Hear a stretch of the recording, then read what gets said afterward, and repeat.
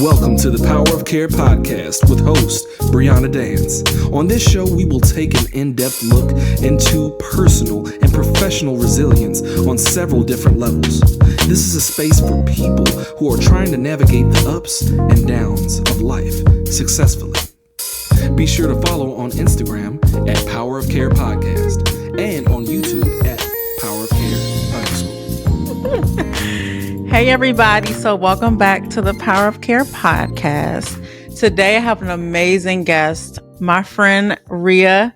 And Rhia, we've known each other since Hampton days. But it's been a minute, girl. Yes. 10 years is coming up, or 5 years. What's the anniversary this year? I think it's 10 or 11 for you, right?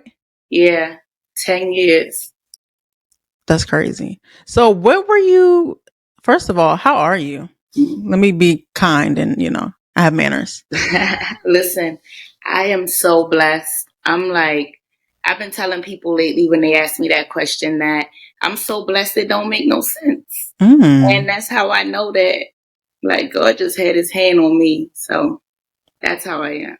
Yeah, you're blessed. Yeah. And so give us some insight. You're from Baltimore. Mm-hmm. I know I'm saying it not like how y'all say it, but Baltimore. Y'all heard of Baltimore? Okay. She's from Baltimore and you ended up at Hampton. How did that happen after high school? Okay, so, first of all, how are you? Before I thank you for Wow. I am grateful. I'm learning to receive help in this season. Pride is a beast, okay? Yeah. So I'm learning to ask for help, to receive help, and to slow down. Just truly, how we hear be present and all that stuff. Yes. I'm real live every day trying to practice that. So, but I'm good. That's powerful. Thank you for sharing that with me. Yeah. All right. So how did I get to Hampton from Baltimore? Yes. So I was in Baltimore and I went to Baltimore Polytechnic Institute. And Poly is like a college prep high school, but it's a public school. And so it's really crazy now that I say this, but first of all, the school systems are a hot mess. This is why I'm trying to work through them. But we had two different tracks at Poly. You had your A course and your B course. And it was all based on test scores. And the A course were all the advanced classes. The reason that I say it's a mess is because we had lanyards that they were all decked out with the school's name on it, Baltimore Polytechnic Institute. But if you were in B course, your lanyard was just a black string with your ID. Every kid had to wear their ID.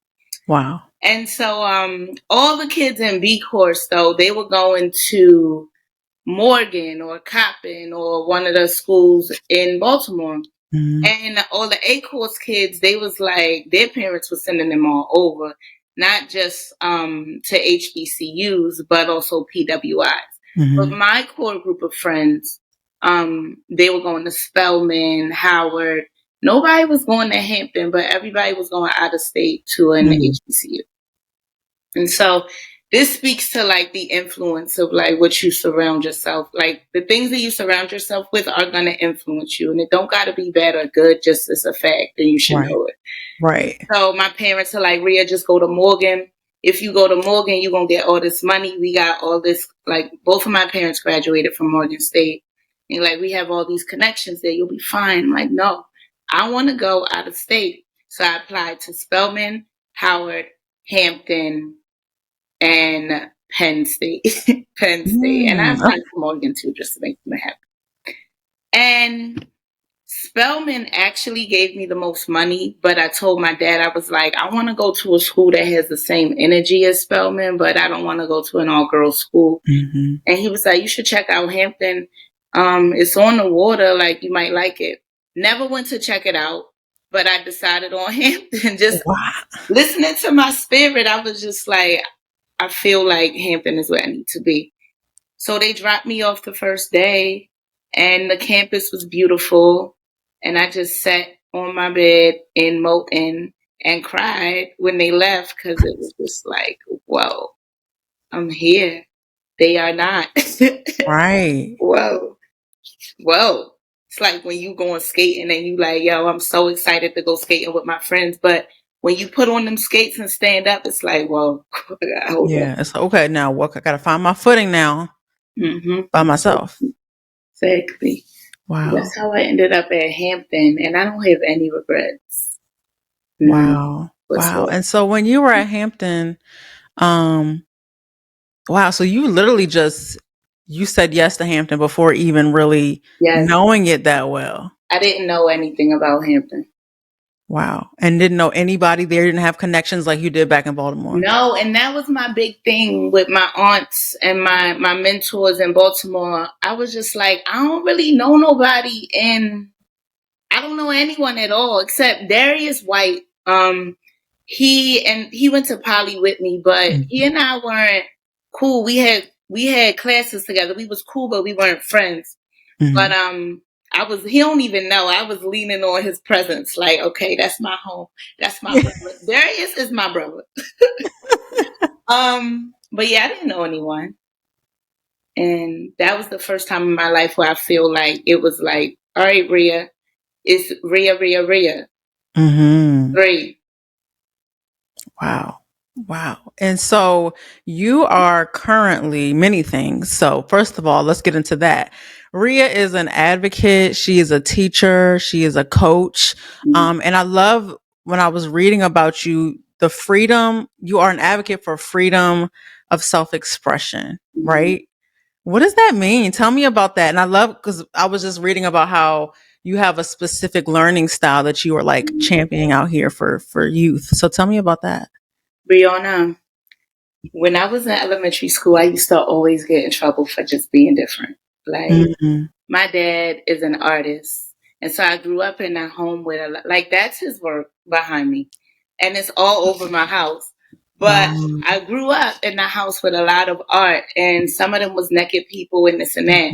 So I'm in 3rd grade drawing like portraits of nude families and things. I didn't have any ill intent, but like, they would call my parents. I used to get in trouble for things like that all the time.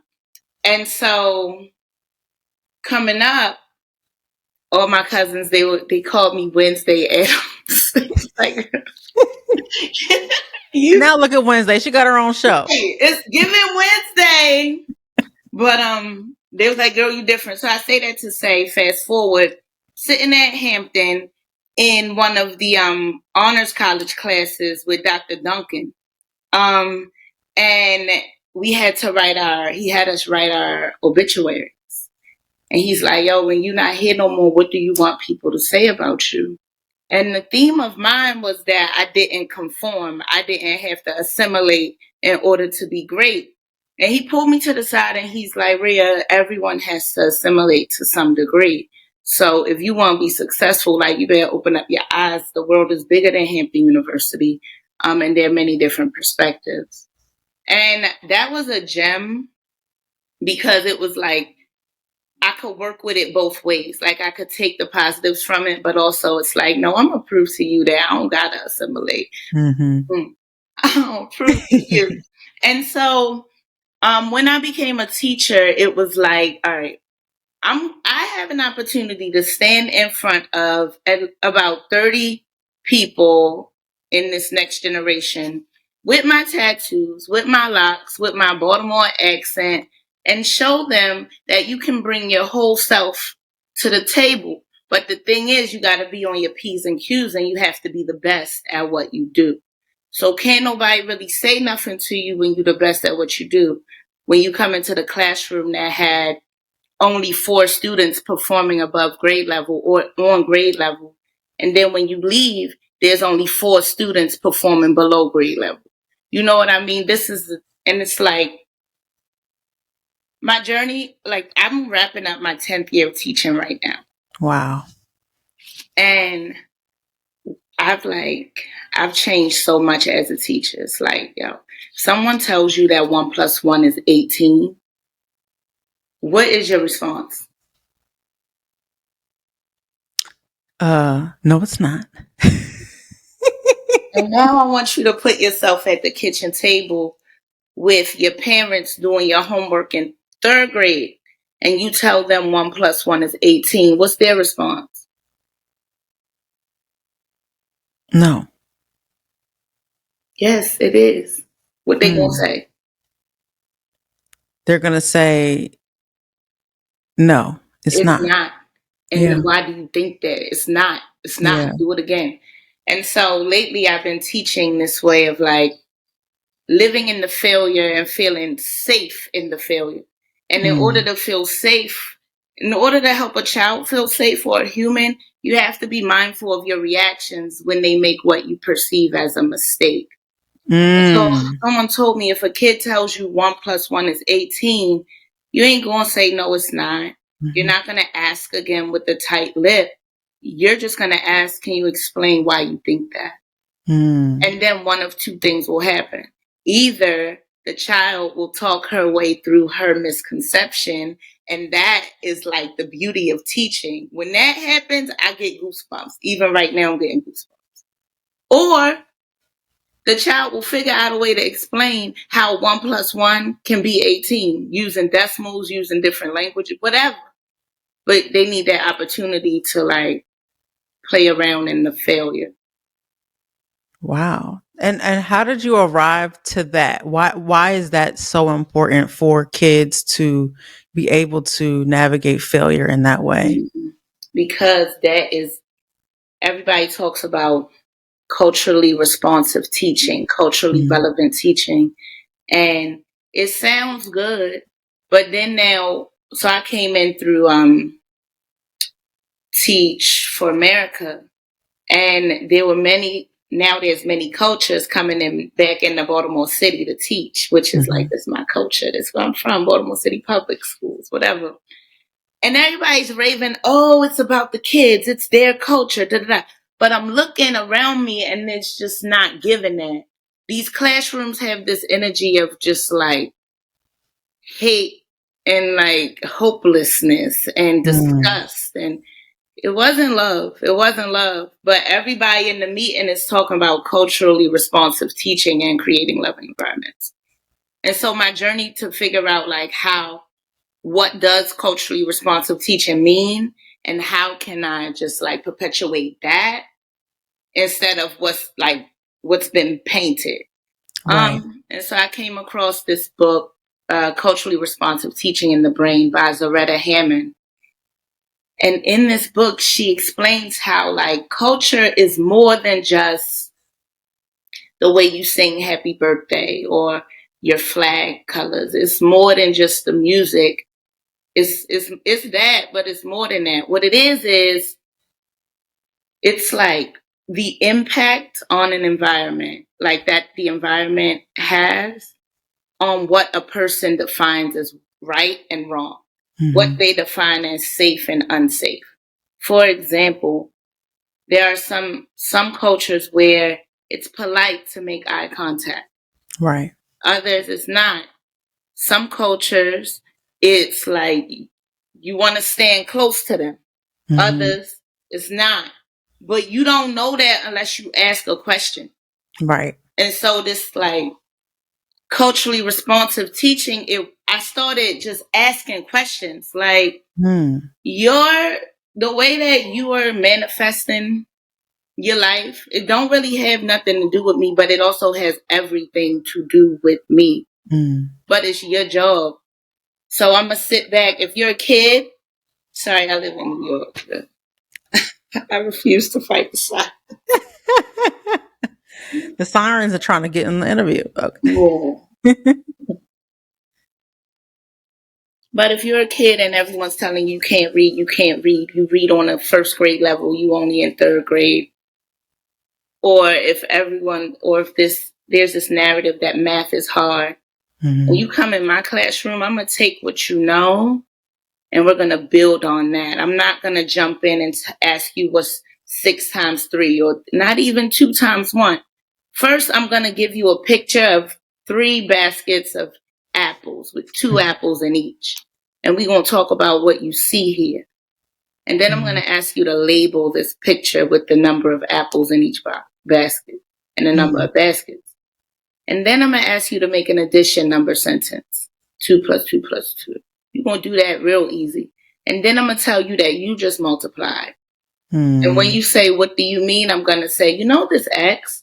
We call it times, but it actually means equal groups of. Do you see equal groups here? Yeah. Well, what does equal mean? Same. Wow. You already multiplying, you don't even know. So now when 2 times 3 come out, they not even going to recognize it as something different and new. Mm-hmm. But also they needed that. You got to take time and ask people questions. Children, grown people, you just have to be curious. Yes. That's what I hear is curiosity, and like you're kind of assessing what they already know, what they already have access to. And it's like a way of empowering them to let them know like you actually are capable. Yes. Yes, because they are. Literally. Yeah. Like, I be telling my kids, everything that you see around you is here because it has a purpose. This remote, somebody had to make it so I could turn the TV on. The book, I had to write. Like, everything that you see is here for a reason. And so are we. Yeah. Like, if you didn't have a purpose to fulfill that only you, Brianna, can fulfill, you would not need to be here. Right. And once that's done, then you ain't going to be here no more. But that's not your business right now. Right. And I have to understand that little Jacob, his divine purpose is unbeknownst to me. Mm-hmm. And my purpose ain't Jacob's purpose. But what I could do is I could give him the tools and the access and the language to grapple with that journey. You understand what I'm saying? Yeah. And I feel like little Black kids don't really get that. They don't get that, the opportunity to like be nurtured in spaces like that, especially when we talking about public and urban education. Yeah. Because you've had experiences. This is your 10th year of teaching, right? Mm-hmm. So you've worked in different cities. Mm-hmm. Now you are in New York City, right? Yeah. Which part of New York are you teaching in? Right now I'm in Harlem. Okay. Before this, I was in Brooklyn. And before that, I taught in Baltimore City public schools. Any patterns that you see, any strengths, weaknesses? I'm sure there's a lot of it. What's on your mind when it comes to education in those spaces? God is good.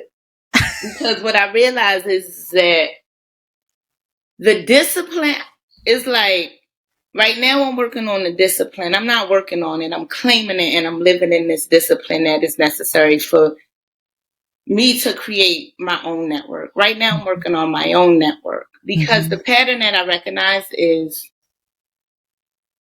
it's like a 3-part thing: Baltimore, Brooklyn, Harlem. In Baltimore, there was just a very strong culture.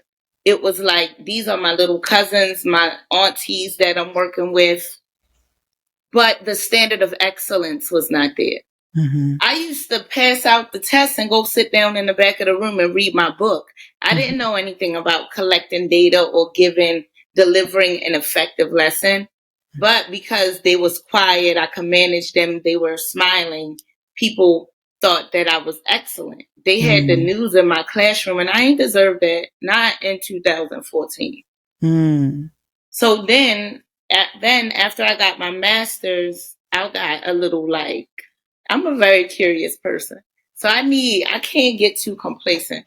I'm like, I gotta go see what's next. So I'm talking to some of my friends who work in New York, and they are raving about how the schools where they work are really big on teacher development.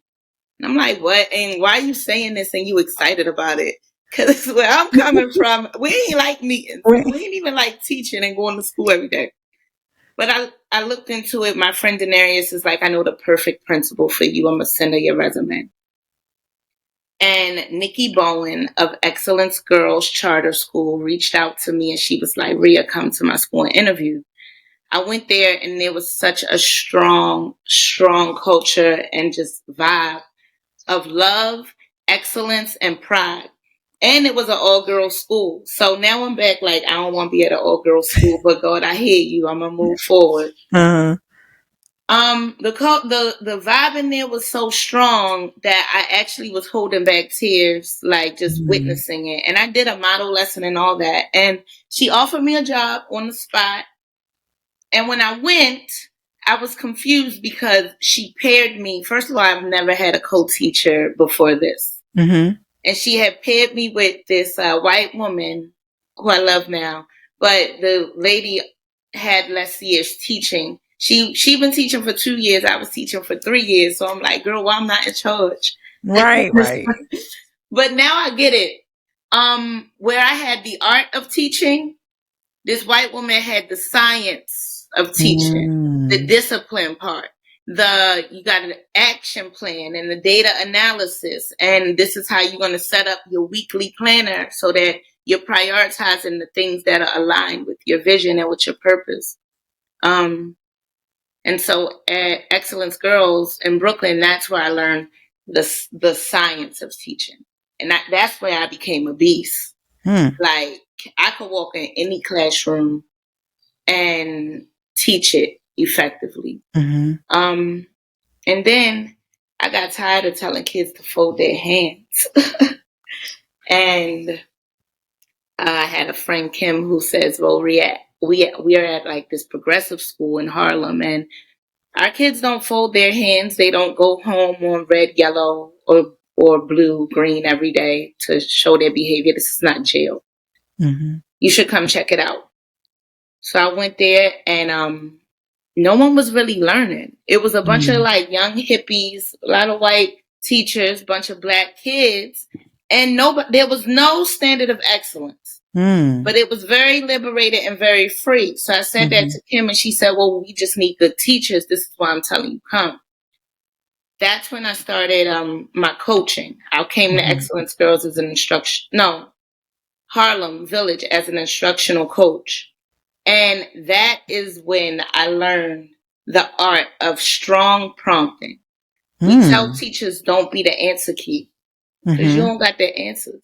But what you can do is you can be prepared for what a kid might say and prepare questions to follow up.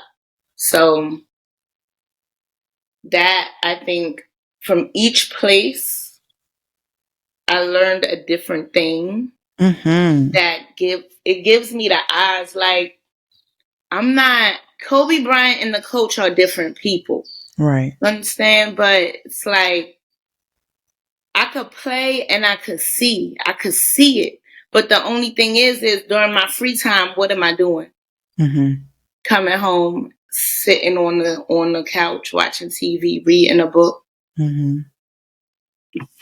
But I'll tell you more about how that's changed later.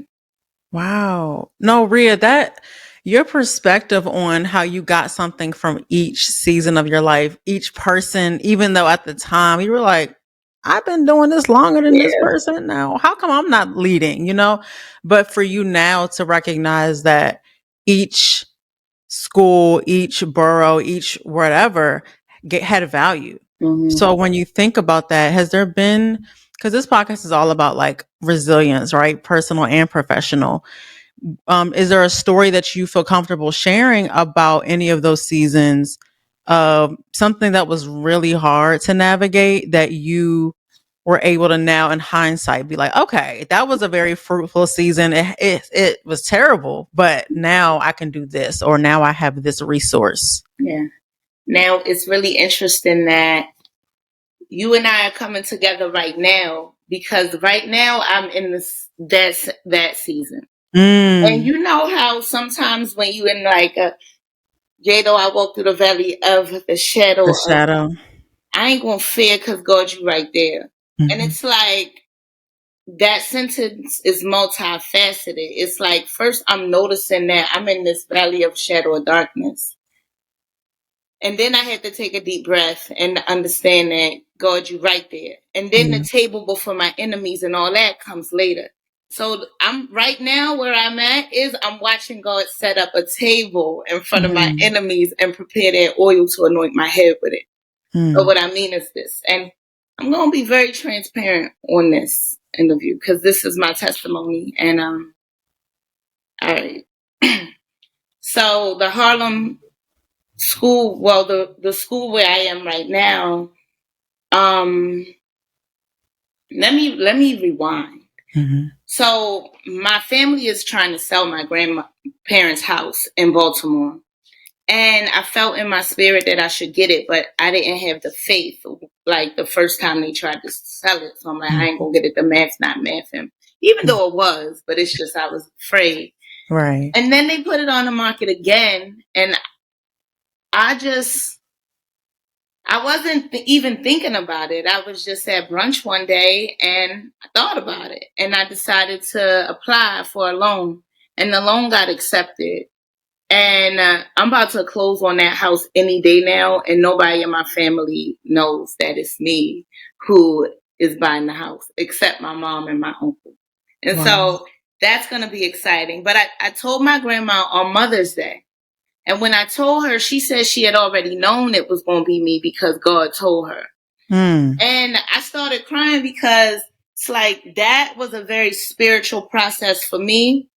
Cause it was really given, like, I can't see, it don't make sense, I don't know, but I could hear, and I'm gonna move forward in this faith. And the way things was just working out, like in The Alchemist, they call it beginner's luck. When you know you on your path, right before shit start getting hard, things work out so perfectly for you. Yeah. And so to that point, now my job, my best friend was the principal, and she left because she had issues with the network. But then now the new principal is coming to me saying that the network thinks that because of your relationship with the old principal, it's not safe if you are in leadership. She's like, I'm trying to fight for you, this and that, but it's not safe. Didn't get upset. I'm just like, girl, I'll teach. I've been teaching every year in leadership. I've also taught. And everybody can't say that, but I love that because I'm a teacher. That's what I do. And I love it. It fills me and it feeds me. But so I'm like, all right, bet I'll do that. I just can't take a pay cut. She like, cool, I got you. So she comes back when the contracts roll around, and she said, well, not only did they say that they don't want you in leadership, but they, coming from my boss, my principal, they said that they want you to teach science, and to maintain your salary will be inequitable. So you're going to have to take a pay cut. So now I'm in my head like, damn, I'm buying this house. It's already a little shattery, like, but okay, thank y'all for letting me know. So during this time where she's telling me this, I had already been applying for jobs, but people are telling me, no, thank you, no, thank you. And it's like, damn, I've never been in a situation where I'm applying for a job and I don't get it. Every job I applied for before this season, I got it. But now here I've applied to like 30 jobs before I even knew they was going to demote me. And they are all telling me no. So one day, one of my friends came through and he's like, the Equity Project is hiring. Now, the Equity Project is a school in Washington Heights, right above Harlem, where they believe in investing in master teachers and paying teachers what they are worth.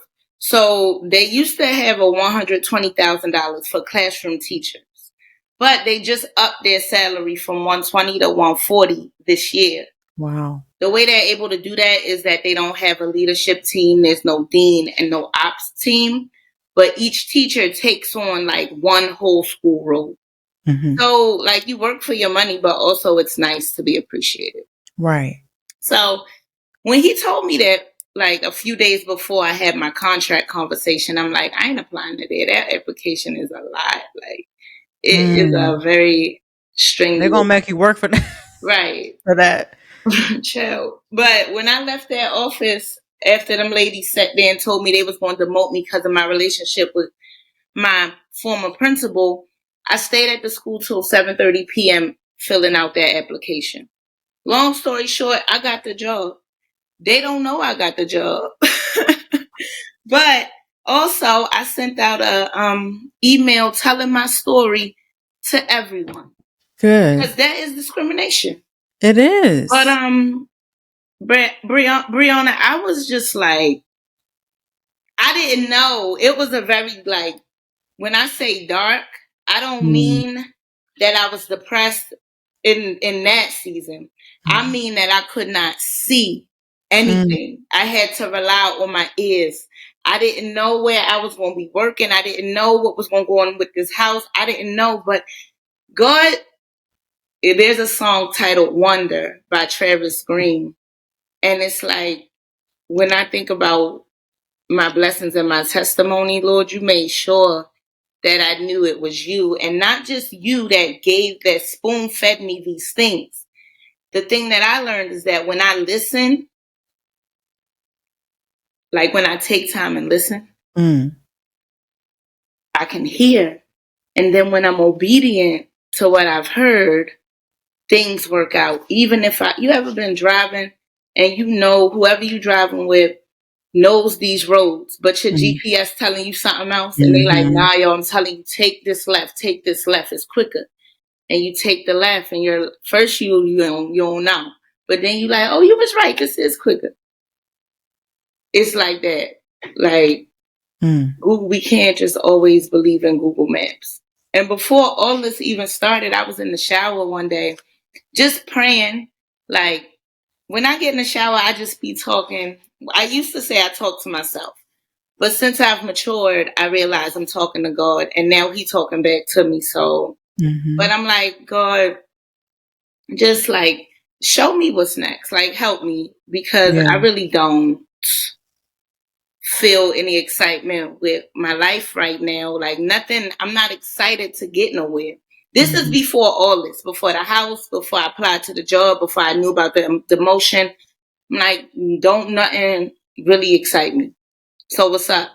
And so then what I heard was the revelation that I had is that, so your heart knows what is for you. Your mind is purpose to help you get there. It's purpose for the how. Like, how am I going to get to what's for me? But what I was doing was I was mixing up the two, like the heart and the mind's roles. And so I was kind of like disoriented. I'm using my mind to be like, okay, so this what I need because this what I see. And then it's like, nah, you know what you need, but you got to be quiet for a second. You got to get in your word. You got to write your journals. You have to go back in your journals and annotate them like you would a math story problem.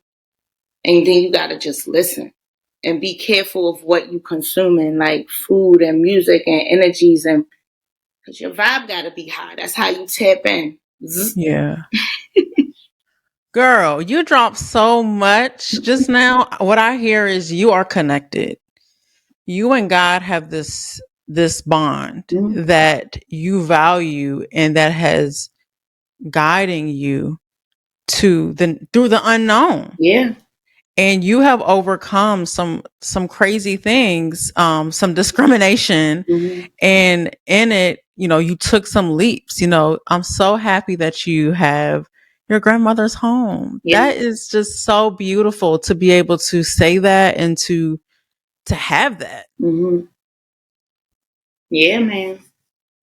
Yeah, it's crazy. My grandfather passed away in 2018, and he was the patriarch of the family. And also, nobody in my family had passed away before him.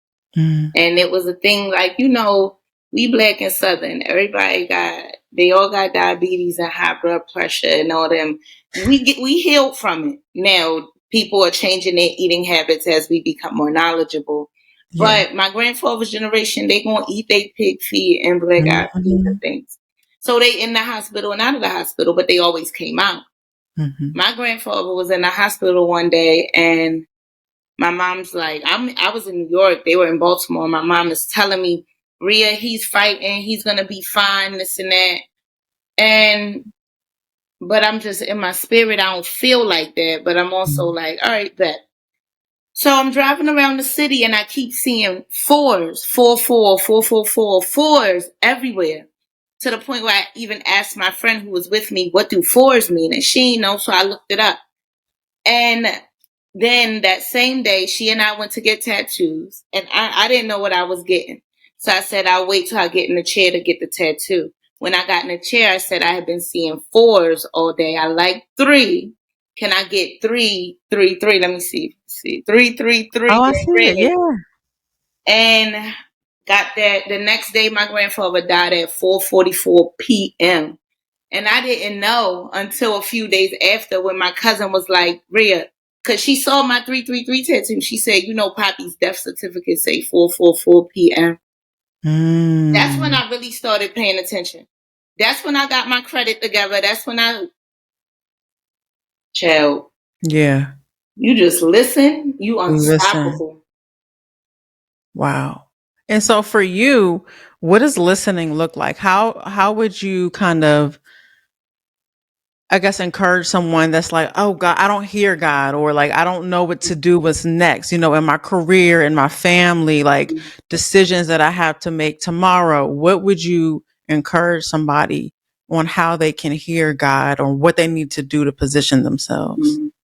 So if I was a doctor and somebody came to me and said I can't hear nothing, I would look in their ears and see if it's some blockages. Mm-hmm. So if somebody came and said I can't hear God, like, how do you do this? The very first thing that worked for me, I don't know, I'm just saying what happened with me, is I had to clean up. I had to clean up. I had to let go of relationships. But no, I was in a codependent relationship. And once I got the courage to leave that alone for real, I'm talking about more than just 4 days. I'm not talking to this person. Like, it's been 3 months and I wanted to reach out bad. I would cry some nights. But once I got the courage to get out of that, I changed my eating habits just because I didn't even know that I was doing these things to get closer to God. But what I did know is that I needed to get away from them things. And so even in a season where you can't hear God, you can hear your body's visceral reaction to some of these things that are blocking you from God. That's hearing God.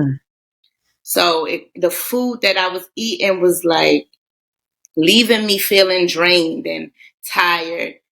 The coffee, I had to stop drinking coffee so much because now I'm snapping at my children or even at my coworkers, at myself. Just things that slow me down, I cut them. And then I realized, like I said, I used to be talking to myself in here, calling it talking to myself. You see that ego? Like, I had to cut that. And once I got charged up, then I started paying attention. Like that revelation I got in the shower. I washed the rest of my body and I dried off, and then I didn't even get dressed in lotion. I ran and got my book and I wrote that down because I knew there was something attached to that. Whole time I ain't even had to write it down because I never even forget the moment. It was like 9/11. I can't forget where I was when that happened to me. And then it's like I still get the urges to go to McDonald's and get a fish fillet. And sometimes I do. But since I listen to myself and I hear myself, if my battery is at 20, I'm not getting no fish fillet. Now, if my battery is at 80, I could get a fish fillet if I want it, but I'm going to make sure I also balance that out with some spinach, a nice rainbow, high vibrational salad. Yeah. Because I don't also believe in like the spirit of lack. I spend my money, I get what I want, and I get more money, but I'm not greedy. When I find myself, so I told my therapist this. I needed some Paula's Choice face care stuff, and I found myself like stalling on getting it just because of the price. When the whole time the money is in my account, I just am not going to get what I need because I'm intimidated by this price. So one day I woke up, I was like, I'm going to get everything I need. So I got that. I went and got me some spring clothes. I got some new shoes, some cleaning stuff. And I felt good. And then I got an increase of more money. But then, let me tell you, that same night that I had gone and got all those clothes and the Paula's Choice stuff, I caught myself just browsing on Amazon. And I got a revelation that, listen, girl, when you don't need nothing and you looking, that's great. You got what you need, now stop. And I got off. And because I was disciplined, I did not go into the hole. But that's an example of how if I did not listen, you don't think I would have bought a whole bunch of random stuff off Amazon, Walmart, and then went to Target.com? Because I've done it before. But now it's like, I trusted you with this, even at the edge of the cliff, and you took care of it. So here's some more. Mm-hmm. Wow. And that's an example of love, right? Like that's so beautiful that, you know, God loves you, loves us enough to not always give us what we want when we want it, right? And your process is, I hear like a shedding, like you shed some stuff, you let go of some things, and not overnight, but it sounds like you really were able then to pay attention more about, okay, where am I going? What is God leading? Like, how does my body feel? That's how it speaks to you. Exactly. Yeah. Exactly. So Wow.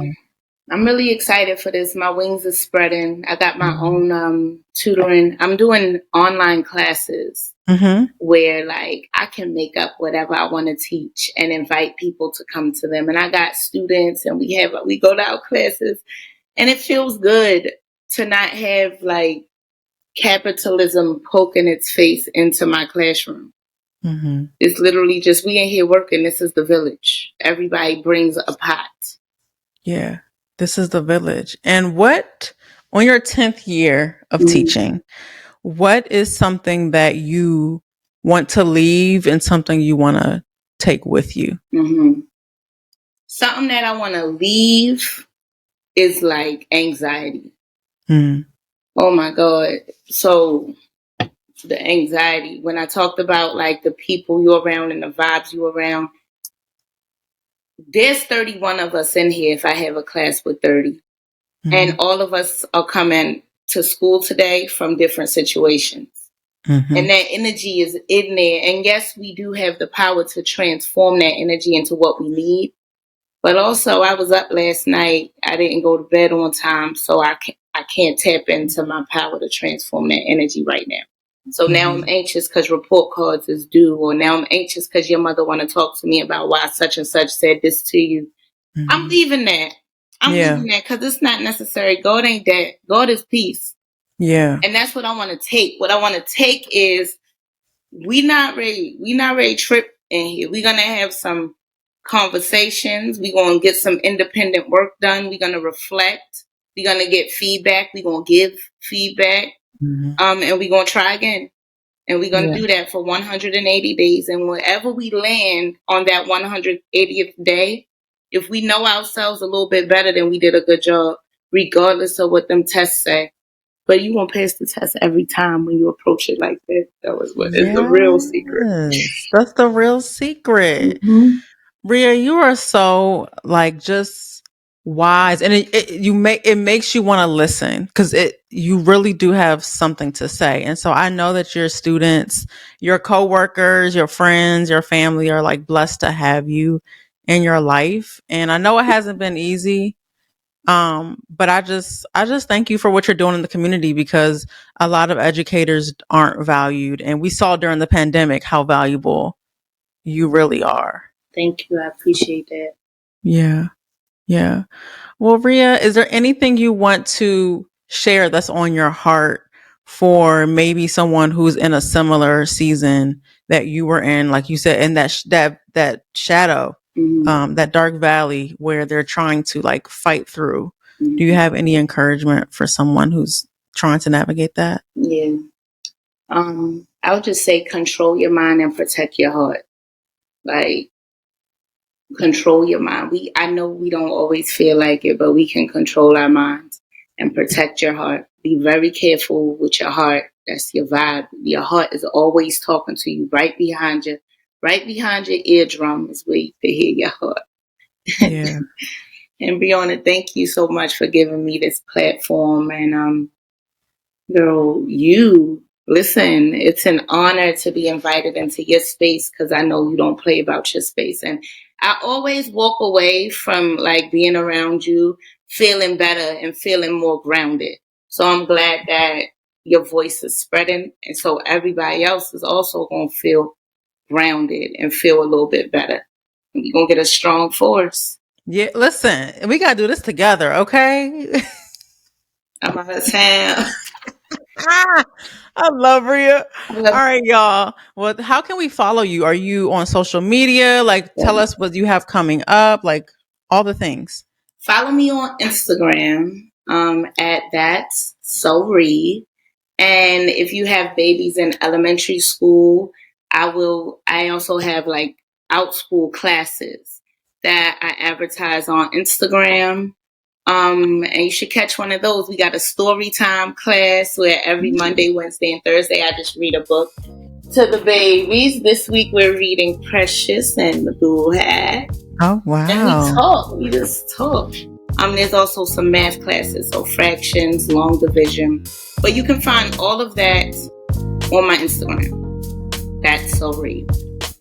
Perfect. And I'll link that so everyone can see that. Oh my God, Rhia, thank you so much again for everything. And we will stay tuned, girl, for all the wonderful things that you're doing. Yes, I can't wait. I look forward to it. Thanks for tuning in to the Power of Care podcast. If you'd like to hear more, be sure to follow us on Instagram @Power of Care Podcast.